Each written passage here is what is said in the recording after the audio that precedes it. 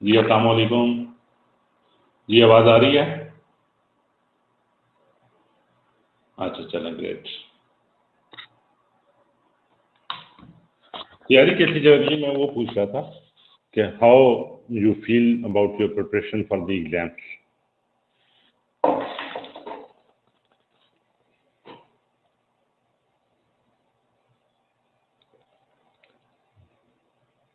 जी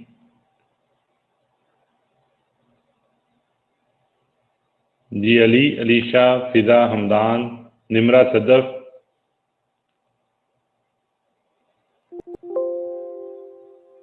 सदफ के ख्याल में तैयारी ठीक जा रही है। और बाकी लोग जो से हैं, निमरा, हमदान, फिजा, अलीशा, अली, वो तैयारी वगैरह शुरू भी की हुई है पेपर्स की। माइक्रो इकोनॉमिक्स हमारा बिल्कुल कंप्लीट हो चुका हुआ है, अच्छी जा रही है। अली का ख्याल है, फिजा का ख्याल है अच्छी जा रही है सर। हमदान का ख्याल है ठीक ही जा रही है। और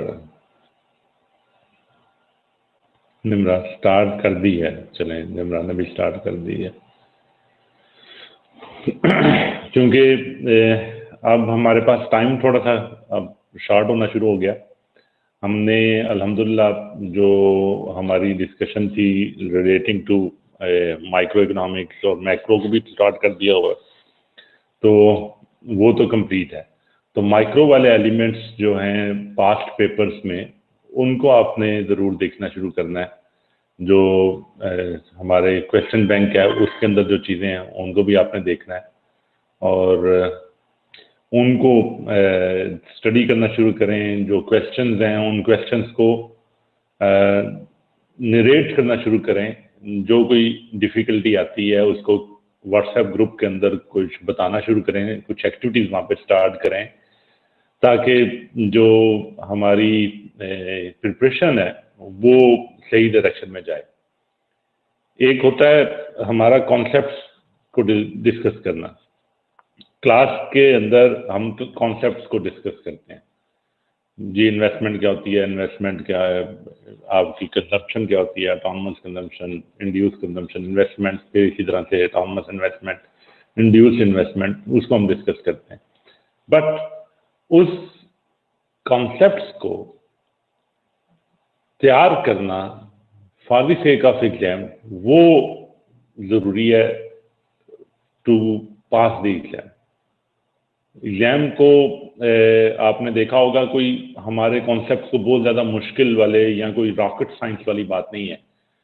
हम जहाँ पे मेरी डिस्कशन कोशिश भी होती है कि मैं उसको आम अल्फाज में, आम जुबान के अंदर सिंपल सादा एग्जाम्पल्स के साथ कुछ समझाने की कोशिश करूँ। तो वो कोई बहुत ज़्यादा मुश्किल कॉन्सेप्ट्स नहीं है, लेकिन उनको एक्सप्लेन करना as per the requirements of the examiner, उसकी प्रैक्टिस करनी हमें ज़रूरी है। वो अगर हम एग्जामिनर की रिक्वायरमेंट को समझेंगे नहीं, एग्जामिनर का व्यू पॉइंट समझेंगे नहीं, एग्जामिनर की एक्सपेक्टेशन नहीं समझेंगे, तो हम पेपर में उस तरीके से परफॉर्म नहीं कर सकेंगे जिस तरीके से शायद हमारे कॉन्सेप्ट्स भी होंगे फिर भी। तो इसलिए हमें लाजमी और मलजूम अपने पेपर को के एग्जामिनर को रिस्पेक्ट देनी है। पेपर के एग्जामिनर की जो डिमांड है उस डिमांड को हमें पूरा करना है। और इस पेपर के अंदर तो स्पेशली जो हमारा इकोनॉमिक्स का सब्जेक्ट है, इसमें आपका पेपर पास करना बहुत आसान है। क्यों आसान है? क्योंकि इसमें कॉन्सेप्ट्स सारे वो जनरल कॉन्सेप्ट्स की डिस्कशन है। जो हम डे टू डे कॉन्सेप्ट्स देखते हैं उन सब को अंडरस्टैंड नहीं कर पाते उस तरीके के साथ, उस तरीके के साथ एक्सप्लेन नहीं कर पाते, लेकिन हमारी इर्द गिर्द की सारी बातें हैं। कोई हमने अकाउंटिंग की बात नहीं करनी कि जी कि डेफर टैक्स, क्योंकि कभी हमारी ज़रूरत ही नहीं शायद पड़ी होगी डेफर टैक्स की। कोई हमने अकाउंटिंग के अंदर हमने पोस्ट रिटायरमेंट बेनिफिट्स की बात नहीं कर रहे, शायद हमें डे टू डे लाइफ में उसकी शायद ज़रूरत नहीं पड़ी होगी। लेकिन इकोनॉमिक्स में जो भी चीज़ हम पढ़ रहे हैं, इसको हम डे टू डे लाइफ के अंदर, अपने इर्द गिर्द माहौल के अंदर, अपने इर्द गिर्द इकोनॉमिक एक्टिविटी करते हुए हम इसको ऑब्जर्व करते हैं। Observations there. हम कंजम्पशन की बात की, कंजम्पशन हमें पता है कि यार अच्छा हाँ ये तो सर जो बातें कर रहे हैं इसी तरह सही है। कुछ ऑटोनमस कंजम्पशन होती है, हमें इनकम हो या ना हो वो हमें करनी ही करनी है, चाहे हमें उसको लिए लोगों से कर्जा लेना पड़े, चाहे उसके लिए हमारी पुरानी सेविंग्स को यूज करना पड़े, but for the sake of survival we need to make two expenditure. तो ऑटोनमस कंजम्पशन हमें पता है, हम अपनी डे टू डे लाइफ के अंदर भी देख लेते हैं। किसी शख्स के पास इनकम नहीं आई तो फिर भी उसने कर्जा पकड़ के भी उसने के बच्चों के स्कूल की फीस लेनी है जी, आपको मेडिकल एक्सपेंडिचर आ गया है तो वो आपने करना ही करना है। और इसी तरीके के साथ फिर इनकम से रिलेटेड है इंड्यूस्ड कंजम्पशन। हम अब उसको इकोनॉमिक टर्मिनोलॉजीज यूज कर रहे हैं, वो कॉन्सेप्ट्स हमारे वही हैं जो कि हम इर्द गिर्द देखते हैं, उनको नरेट करने के लिए हमने इकोनॉमिक टर्मिनोलॉजीज यूज कर ली। ऐसा ही है ना, कोई हमने कोई आज तक कोई नया कॉन्सेप्ट इकोनॉमिक्स में नहीं पढ़ा होगा। इकोनॉमिक्स में जो भी कॉन्सेप्ट पढ़ा है वो वही है जो कि आप लोग इर्द गिर्द ऑब्जर्व कर रहे हैं।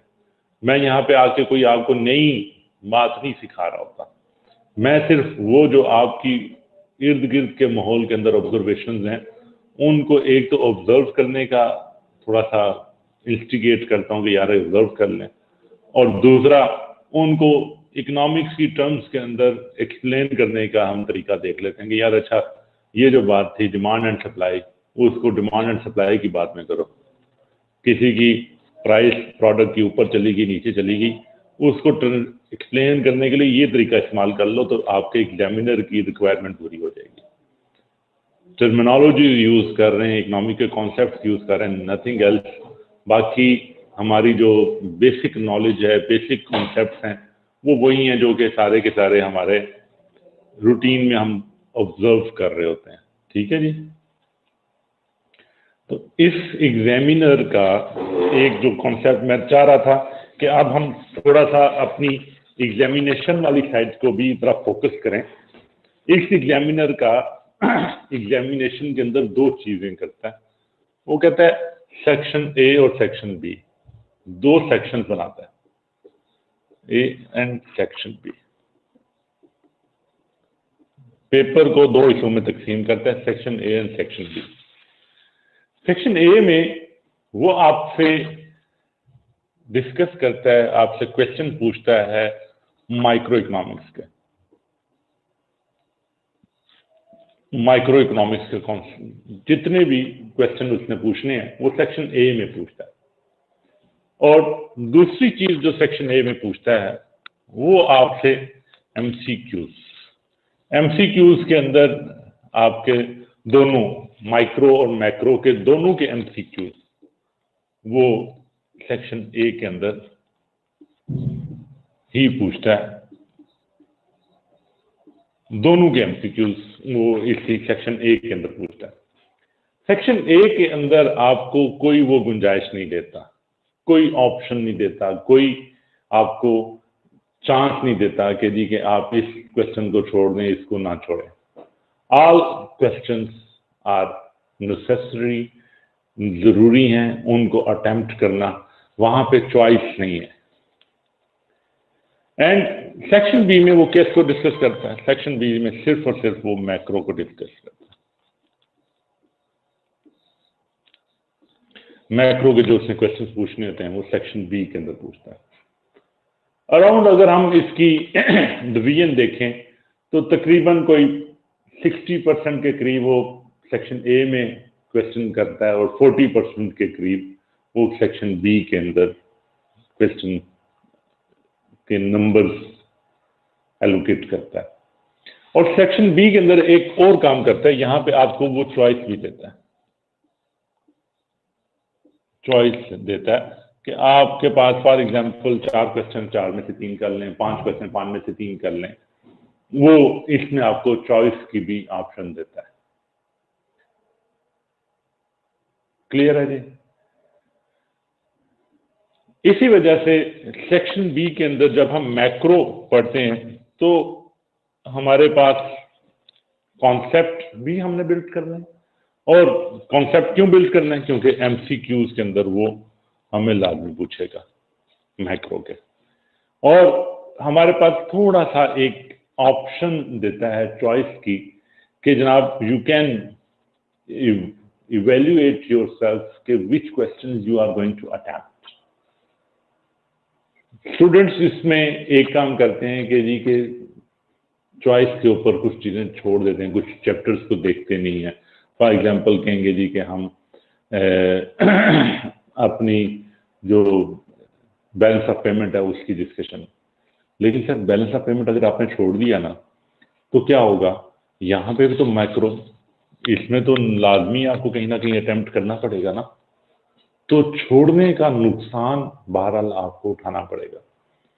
आप चॉइस कर सकते हैं, चॉइस की बेस के ऊपर सिलेक्टिव स्टडी कर सकते हैं, but this selective study will definitely going to hurt you. आप के पास यहाँ पे तो ऑप्शन मौजूद देता है, लेकिन यहाँ पे नहीं देता।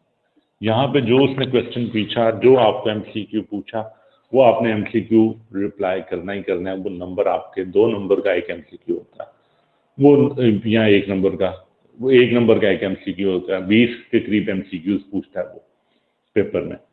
तो वो एमसीक्यू 20 में से अगर 1 या 2 या 3 इस तरह से चले गए तो आपके नंबर वहां से जा सकते।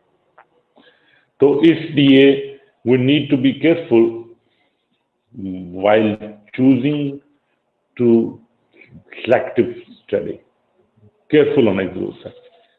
बेहतर ये है कि हम सिलेक्टिव स्टडी की बात ना करें, कॉन्सेंट्रेट करें ऑल दी टॉपिक्स, और उनके कॉन्सेप्ट्स कम से कम जरूर बिल्ड कर लें। हाँ, हम फोकस कर सकते हैं कि किसी एरिया के ऊपर हम ज्यादा फोकस कर लें, किसी पे कम कर लें। जैसे अभी चैप्टर 11 आएगा हमारा मैक्रो के अंदर, चैप्टर 11 आएगा, मनी के हवाले से बात होगी। उसके अंदर इन्फ्लेशन और अनएम्प्लॉयमेंट की बात होगी। Important, very important. इस तरह से हमने जो कंजम्पशन पढ़ी है, कंजम्पशन के टॉपिक्स पढ़े हैं, इंपॉर्टेंट टॉपिक्स लाजमी। चैप्टर 11 में से तो लाजमी वो क्वेश्चन जरूर पूछता है, इन्फ्लेशन को, मनी को, अनएम्प्लॉयमेंट को। वो ऑलमोस्ट हर अटेम्प्ट में वो जरूर चेक करता है, जरूर टेस्ट करता है। ठीक है जी।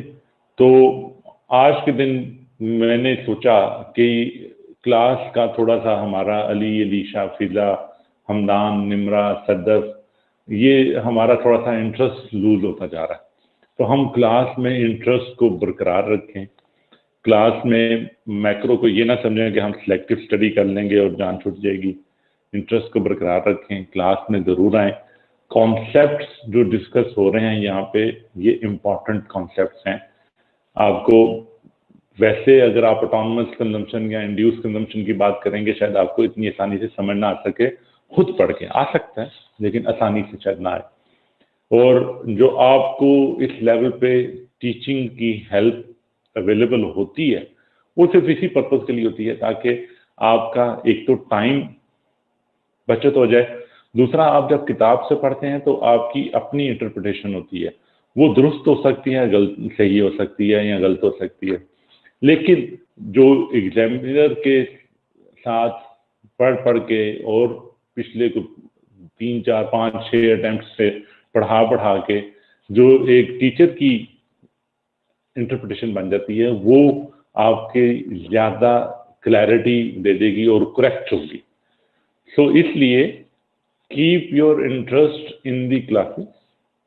क्लासेस को छोड़िएगा मत, क्लासेस को अटेम्प्ट पढ़िएगा जरूर, क्लासेस को में आइएगा जरूर, ताकि आपके कॉन्सेप्ट जो भी बन सकते हैं वो जरूर बने और उसमें करेक्ट कॉन्सेप्ट बने, गलत कॉन्सेप्ट हम ना बना लें। ठीक है जी। ये मेरा आज के दिन की हम्बल सबमिशन थी। और इसमें जो चीज इंपॉर्टेंट है, जो हम एक एलिमेंट को अभी हम इतनी डिस्कस नहीं कर रहे, एमसीक्यूज। एमसीक्यूज आर इम्पॉर्टेंट, और इम्पॉर्टेंट क्यों है कि आप अगर देखेंगे एग्जामिनर के पास, मैं इकोनॉमिक्स के एग्जामिनर की ना बेबसी पे थोड़ा सा कहता हूं कि वो बेबस है। बेबस इस सेंस में है कि इकोनॉमिक्स के एग्जामिनर के पास कुछ बहुत ज्यादा डिफरेंट क्वेश्चंस पुट करने की ऑप्शन ही नहीं है। वही जो क्वेश्चंस हैं, जो क्वेश्चंस पिछले 10 अटेम्प्ट्स या 15-20 अटेम्प्ट्स में आप देखेंगे, उन्हीं क्वेश्चंस को कहीं ना कहीं वो 30-40%, 50% के करीब रिपीट हो ही जाते हैं हर अटेम्प्ट के अंदर।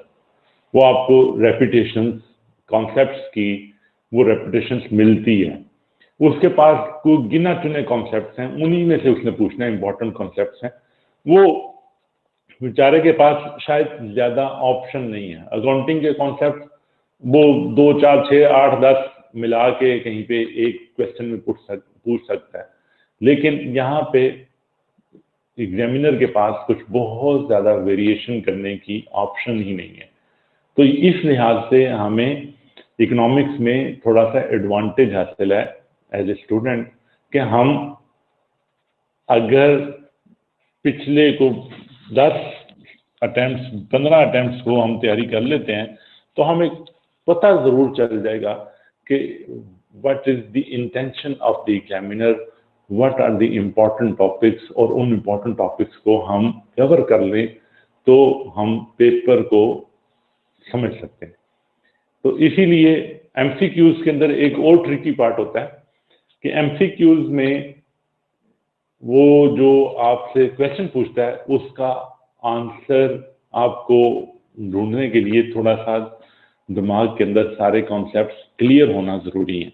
अगर कॉन्सेप्ट्स क्लियर नहीं होंगे ना तो जो ऑप्शंस होंगी उसमें से 2-3 ऑप्शंस आपको लग रही होंगी कि आपकी इसका आंसर हो सकता है, लेकिन वो जब कॉन्सेप्ट्स आपके क्लियर होंगे तो फिर आपको, इसलिए इसकी प्रैक्टिस जरूरी है। एमसीक्यूज की प्रैक्टिस जरूरी है। अपने कॉन्सेप्ट्स को रिवाइज करने के लिए, अपने कॉन्सेप्ट्स को दुरुस्त रखने के लिए इसकी प्रैक्टिस जरूरी है। तो एमसीक्यूज की प्रैक्टिस करनी है।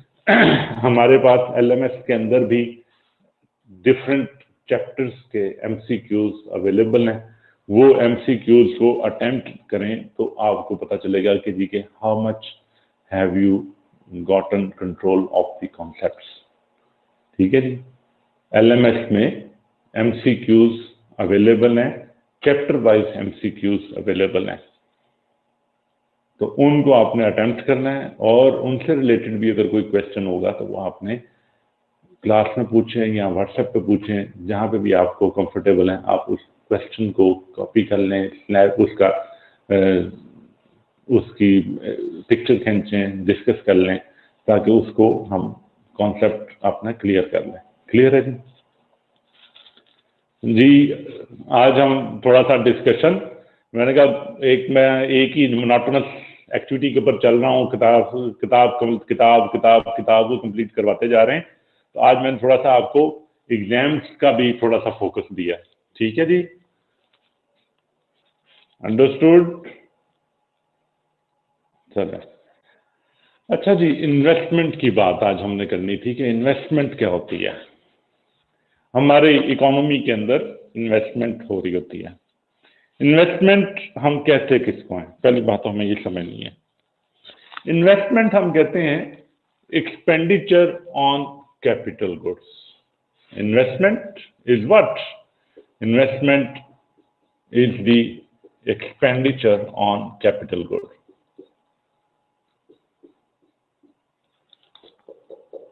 Expenditure on capital goods.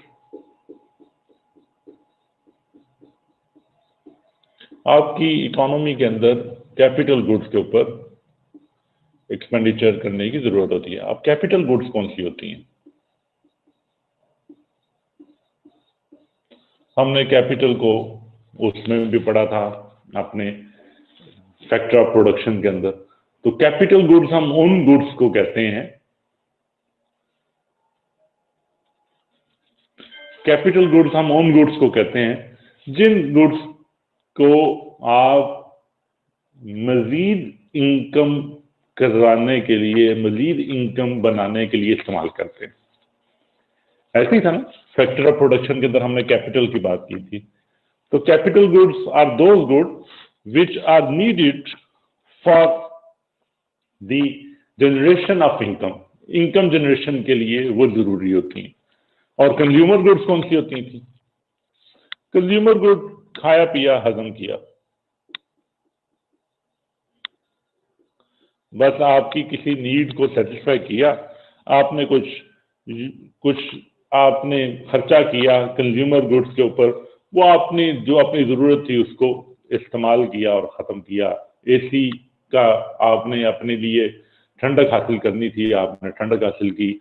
आपने खाना खाना था, खाया और खत्म किया, खाया पिया हजम किया। उससे आप आगे इनकम जनरेट नहीं कर रहे, कोई उससे आगे मजीद एक्टिविटी नहीं परफॉर्म कर रहे। But the capital goods are the goods for which generate income, used to get more income.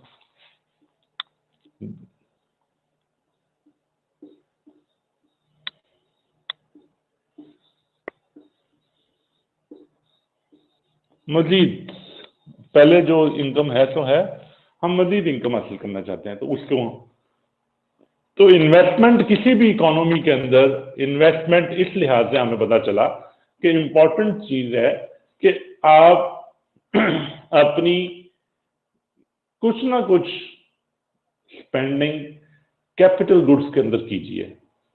उससे फायदा क्या होगा? उससे फायदा ये होगा कि आपकी जो नेशनल इनकम है उसके अंदर इजाफा होगा। आप अपनी स्पेंडिंग को इन्वेस्टमेंट में करके नेशनल इनकम में इजाफा।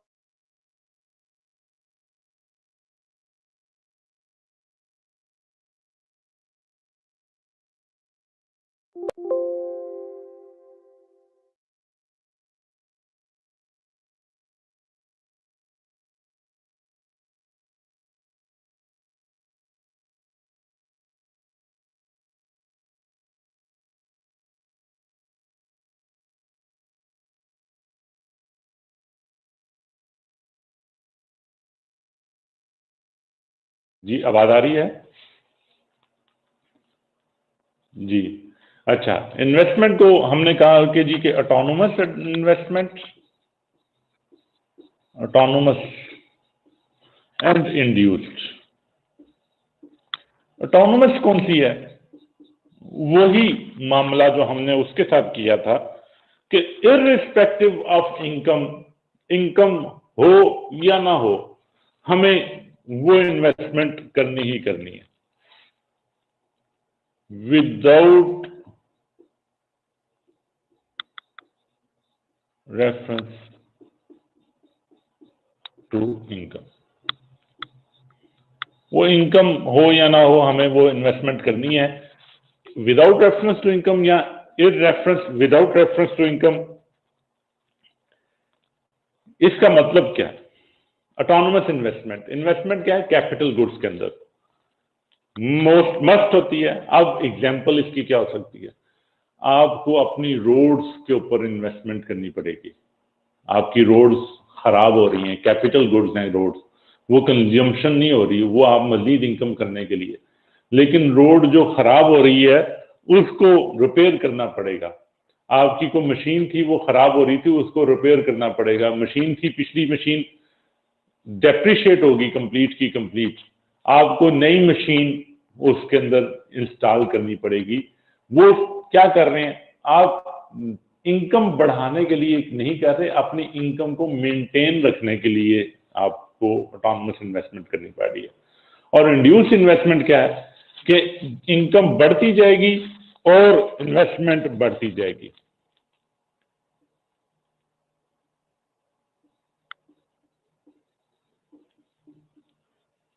इनकम के साथ लिंक्ड होती है। इनकम अगर कम होगी तो इन्वेस्टमेंट कम होगी। फॉर एग्जांपल, हमारी नेशनल इनकम इतनी है ही नहीं, हम कहते हैं यार अच्छा हमें हॉस्पिटल्स बनाने चाहिए ज़्यादा, तो हम कहेंगे sir sorry, we don't have an sufficient national income to cover all the population through the services of hospital. तो हमारी नेशनल इनकम में कमी है, इसलिए हम कैपिटल इन्वेस्टमेंट नहीं कर पाएंगे क्योंकि नेशनल इनकम कम है। और कुछ जगहों पे जी, और कुछ जगहों पे जहां पे हमारी नेशनल इनकम हो या ना हो, हमें without link to our national income we need to invest, हमें इन्वेस्टमेंट करनी पड़ती है। उसको हम कहते क्या है, आपकी जो ऑटोनोमस इन्वेस्टमेंट है, ऑटोनोमस, उसको हम I0 कहते हैं, और इसको हम इस ग्राफ के साथ रिप्रेजेंट करते हैं। इन्वेस्टमेंट एक तरफ I0 और वो स्ट्रेट लाइन होगी irrespective of income, that will be fixed, that will be fixed. And induced investment,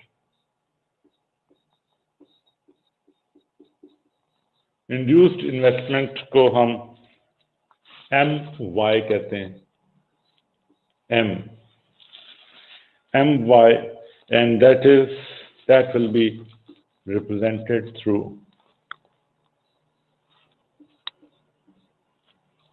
investment and income. This is induced investment.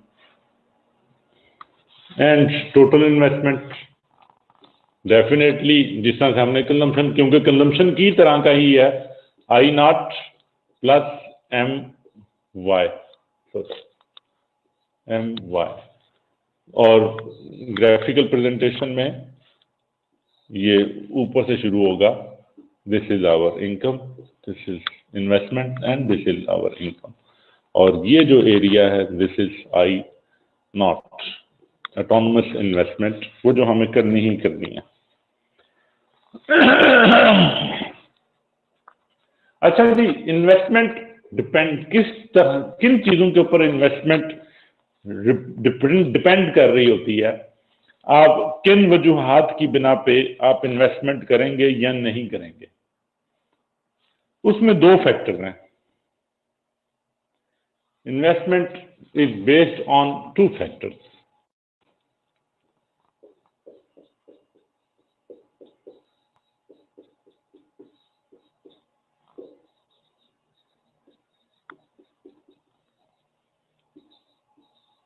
दो वजूहात की बिना पे होती हैं। जी, अलीशा का ख्याल है कि इंड्यूस का ग्राफ हमें जीरो से स्टार्ट करना है। नहीं जी, इंड्यूस का, हाँ जी, जीरो से स्टार्ट होगा, क्योंकि ये जीरो पे जीरो इन्वेस्टमेंट होगी इनकम के ऊपर, और फिर उससे आगे चलती जाएगी इंड्यूस्ड। और जो हमारी कंप्लीट इन्वेस्टमेंट जिसको हम I0 प्लस MY कह रहे हैं, वो जीरो से ऊपर स्टार्ट होगा, क्योंकि इसमें ऑटोनोमस इन्वेस्टमेंट का एलिमेंट हमने अलग ले लिया।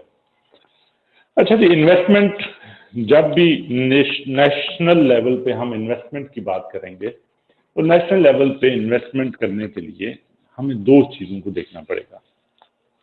एक हम कहते हैं MEC, one is called MEC। MEC क्या है जी? Marginal efficiency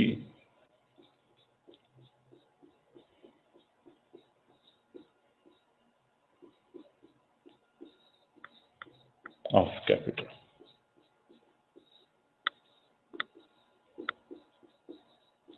MEC, and other is interest rate.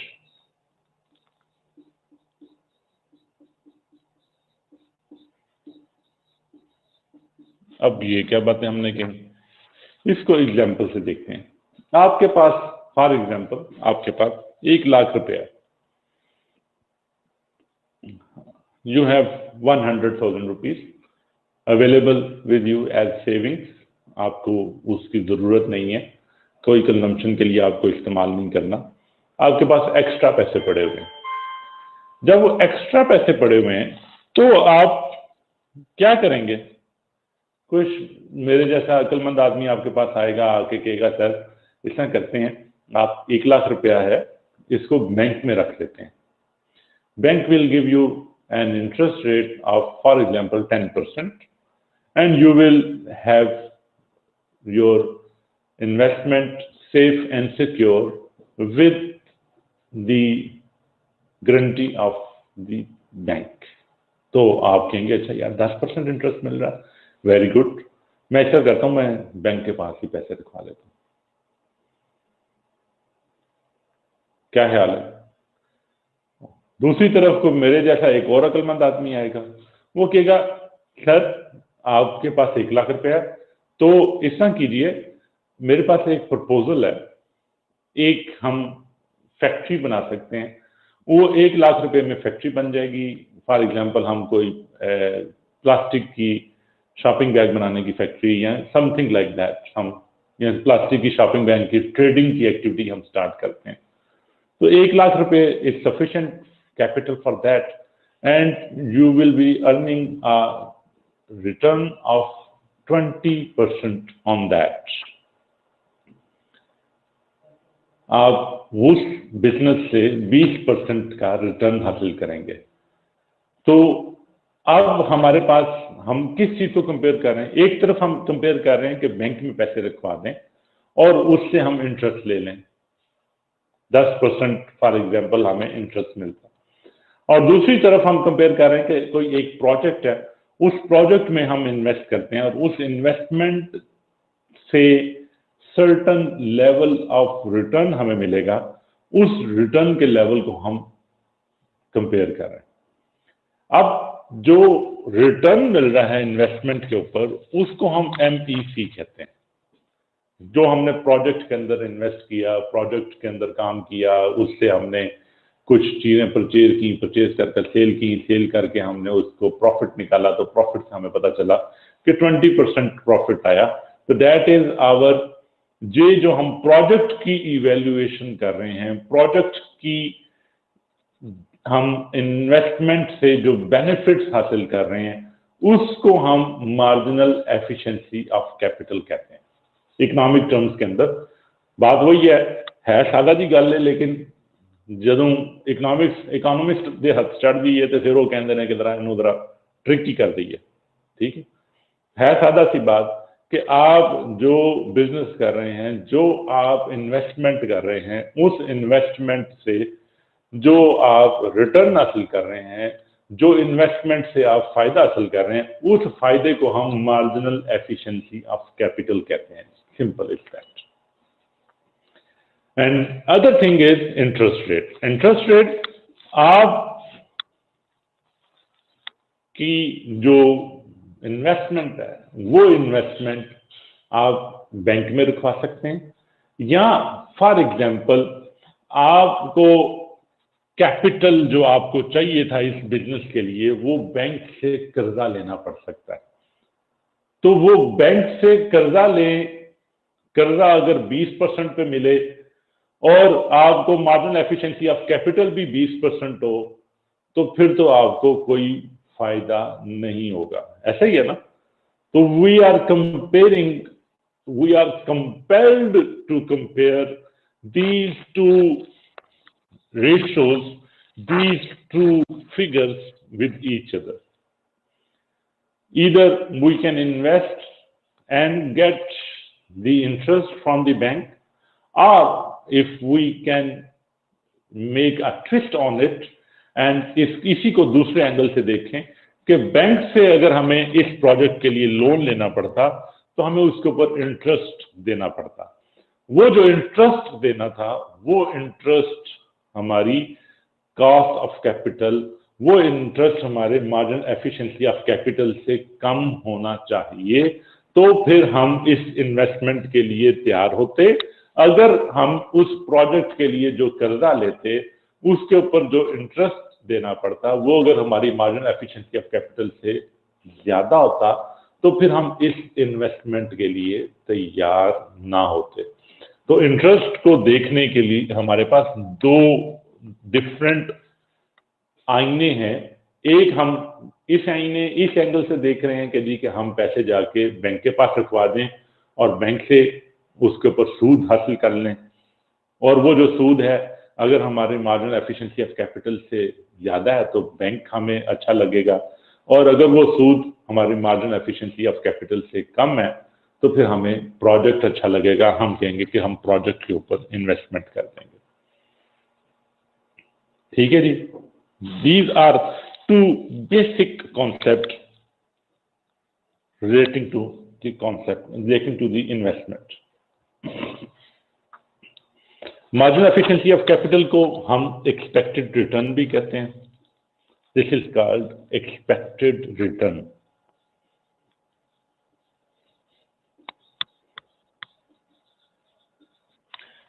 And interest rate को हम कॉस्ट ऑफ कैपिटल भी कहते हैं, कॉस्ट ऑफ कैपिटल / बोरोइंग।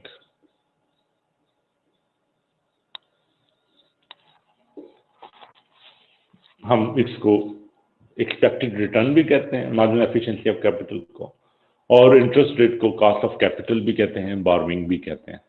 तो इन दोनों के हमारे पास डिफरेंट नाम है। इसके अलावा और कौन से फैक्टर्स होंगे जिस पे इन्वेस्टमेंट बेस करेगी? कुछ अदर फैक्टर्स भी हैं। आपकी कंट्री के अंदर इन्वेस्टमेंट, जैसे हम नहीं कहते पाकिस्तान के अंदर हम चाहते हैं कि बैरूनी इन्वेस्टमेंट आए, बाहर से लोग आके इन्वेस्टमेंट करें, फॉरेन डायरेक्ट इन्वेस्टमेंट, FDI का कॉन्सेप्ट हम देते हैं, फॉरेन डायरेक्ट इन्वेस्टमेंट। जी, पाकिस्तान की फॉरेन डायरेक्ट इन्वेस्टमेंट बढ़ गई है, फॉरेन डायरेक्ट इन्वेस्टमेंट कम हो गई है, तो हम इसी चक्कर में पड़े रहते हैं। तो उसका क्या सिर्फ और सिर्फ मार्जिनल एफिशिएंसी ऑफ कैपिटल और इंटरेस्ट रेट से फर्क से रिलेशनशिप है? नहीं, उसका इनके अलावा भी कुछ फैक्टर्स हैं जिनके ऊपर उनका रिलेशनशिप है। वो कौन से फैक्टर्स हैं? Law and order. अगर आपका अंदर मुल्क की सिक्योरिटी सूरत हाल बेहतर होगी तो लोग इन्वेस्टमेंट करेंगे, आपके लोग भी इन्वेस्टमेंट करेंगे, बाहर से भी लोग आएंगे। अगर आपकी अपने मुल्क की सूरत हाल अच्छी नहीं होगी तो आपके लोग भी जो इनकम कमाएंगे वो कोशिश करेंगे कि हम स्विट्जरलैंड के बैंकों के अंदर जाके जमा करवा दें या दुबई में शिफ्ट कर लें। तो वो law and order is an important factor for generating investment in your economy.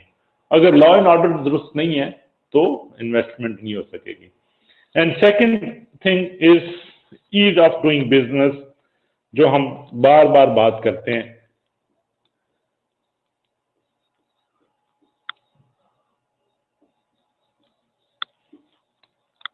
आपका जी, हम ईज ऑफ डूइंग बिजनेस के स्केल के अंदर फलानी जगह पे चले गए, फलाने में हमारे पाकिस्तान के अंदर जो भी बिजनेसमैन बिजनेस करता है उसको 47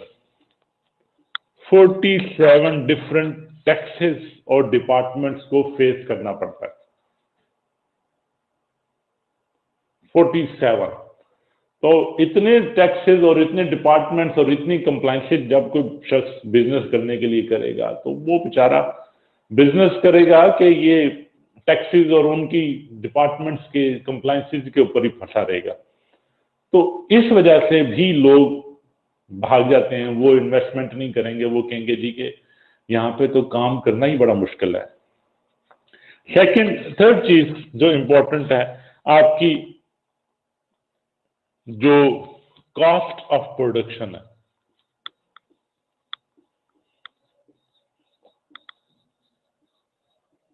जैसे यूटिलिटी चार्जेस और आपके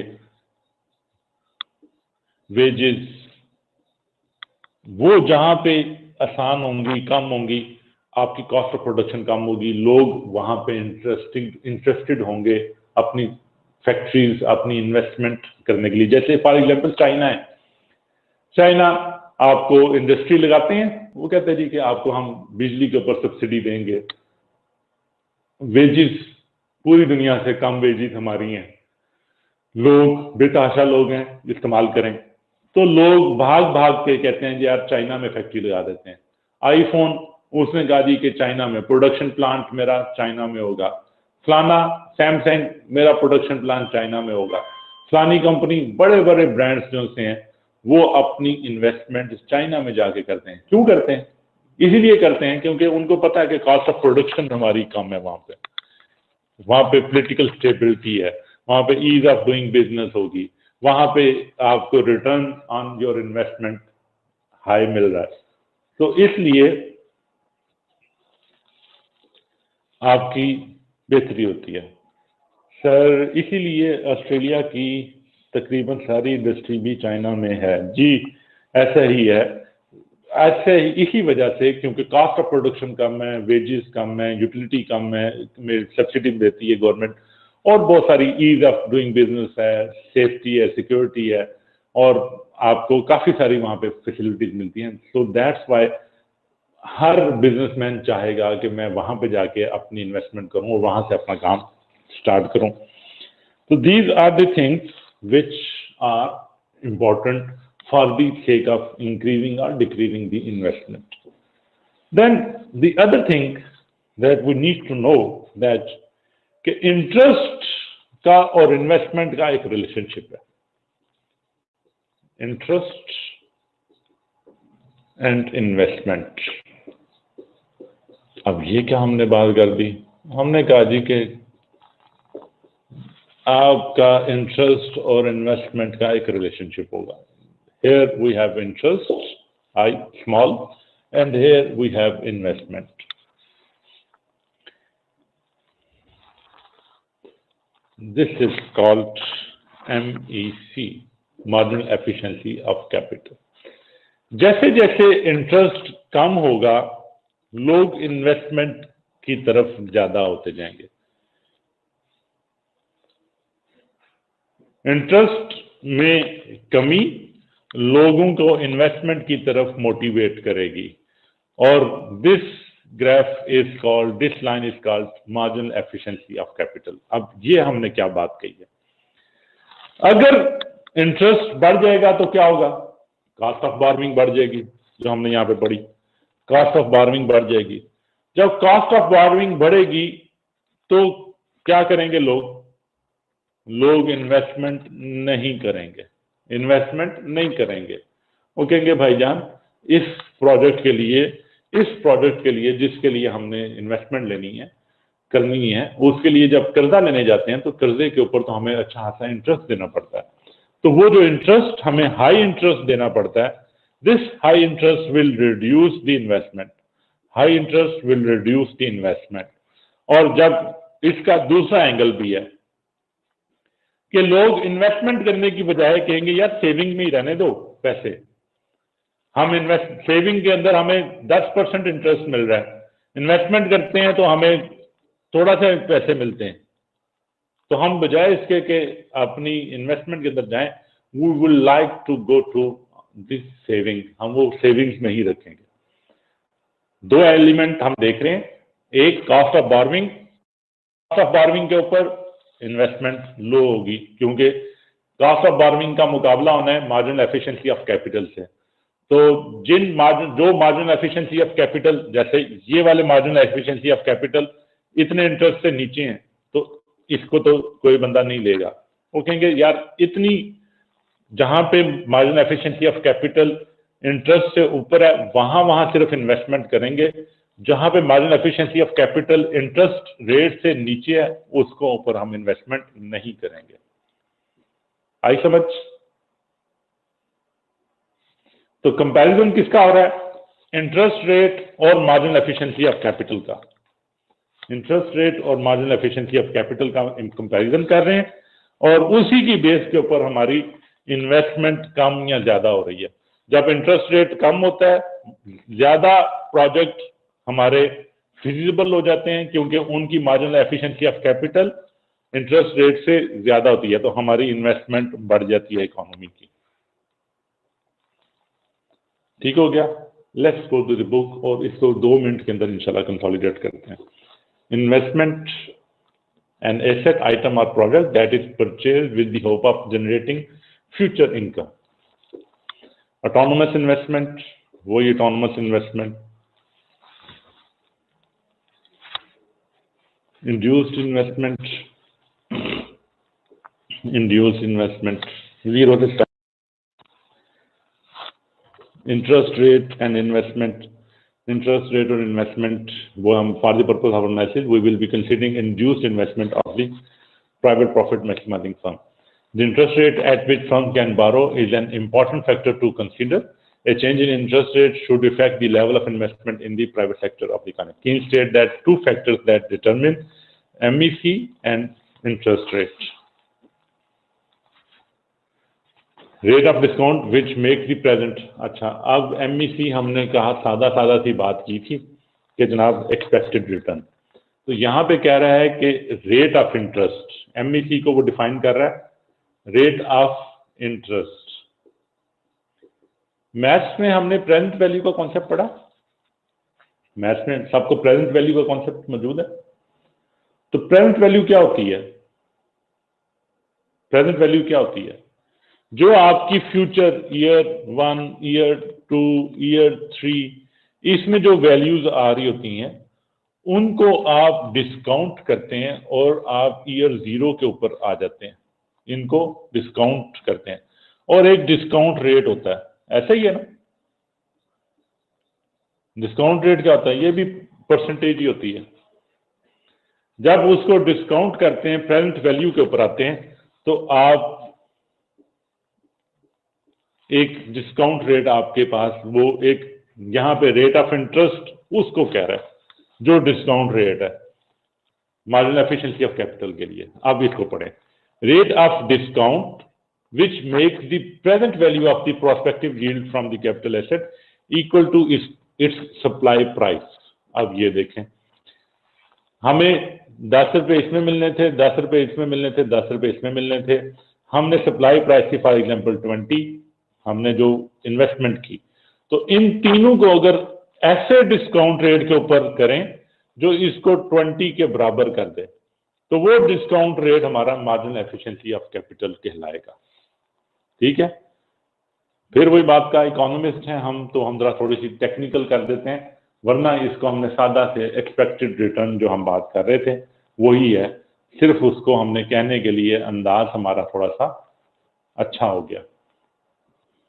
market rate of interest firm household must pay funds in the present, जो आज बारोइंग करने के लिए, मार्जिनल एफिशिएंसी ऑफ कैपिटल और वही इंटरेस्ट रेट, ये इंटरेस्ट रेट, ये इन्वेस्टमेंट, ये एमईसी, और एमईसी अगर किसी वजह से शिफ्ट होती है तो वो यहाँ पे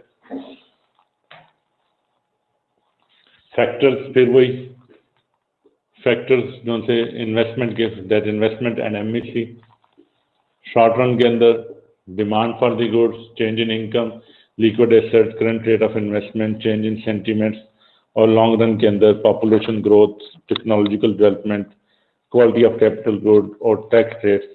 ये वो फैक्टर्स हैं जो कि आपकी इन्वेस्टमेंट को बढ़ाएंगे या कम करेंगे। गवर्नमेंट किस तरह से कर सकती है? वो इंटरेस्ट रेट को कंट्रोल कर ले तो इन्वेस्टमेंट बढ़ जाएगी, कोई इसके अंदर मुश्किल काम नहीं है।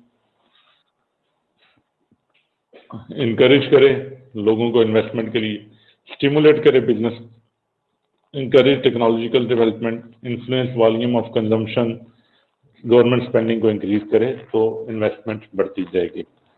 Impact of change in interest rate, हमने इंटरेस्ट रेट की चीजें भी डिस्कस की, डिक्रीज इन इंटरेस्ट रेट को भी हमने डिस्कस किया। This is how we conclude the investment. Interest rate increase और डिक्रीज को हमने यहाँ पे डिस्कस किया था कि उससे क्या फर्क पड़ेगा। ठीक है जी, लेट्स कंक्लूड फॉर टुडे और लेट्स मीट टुमारो इंशाल्लाह। और हमने इसी जज्बे के साथ आगे बढ़ना है और इंशाल्लाह इसको हमने पास करना है, इस पेपर को इंशाल्लाह। अच्छा जी, अल्लाह हाफिज।